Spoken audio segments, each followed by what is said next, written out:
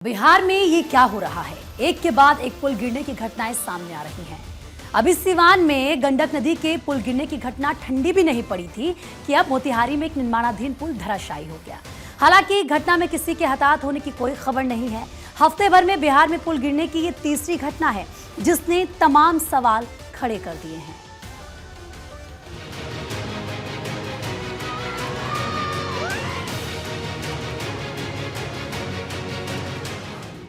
जरा सोचिए किसी पुल को बनाने में कितना वक्त, कितनी मेहनत और आम जनता यानी कि आपका कितना पैसा लगता है।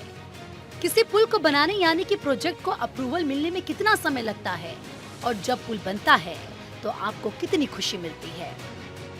ये सोचकर कि आपकी जिंदगी एक पुल बनने से आसान हो जाएगी। आपके रोजमर्रा के कामों के लिए आपको जद्दोजहद नहीं करनी पड़ेगी और आपका समय बचेगा।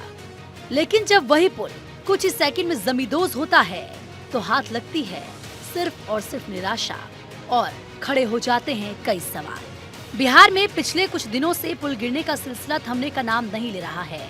अब अररिया और सीवान के बाद मोतिहारी में पुल गिरने का मामला सामने आया। घटना जिले के घोड़ासहन प्रखंड की है, जहां निर्माणाधीन पुल ध्वस्त हो गया।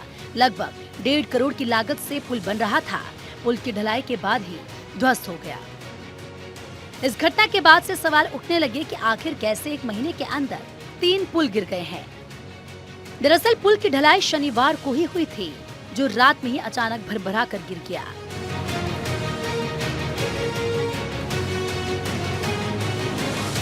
इसके पहले शनिवार को सीवान जिला के महाराजगंज अनुमंडल के पटेड़ा और गरौली गांव के बीच का पुल अचानक टूट गया, जिससे दोनों गांव का आवागमन पूरी तरह से ठप हो गया।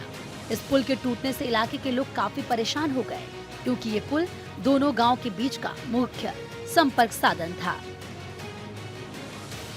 ग्रामीणों का कहना है कि गंडक विभाग ने नहर की सफाई कराई और नहर की मिट्टी काटकर नहर के बांध पर फेंकी गई थी, जिस वजह से पुल का पिलर काफी कमजोर हो गया था और पुल टूट गया।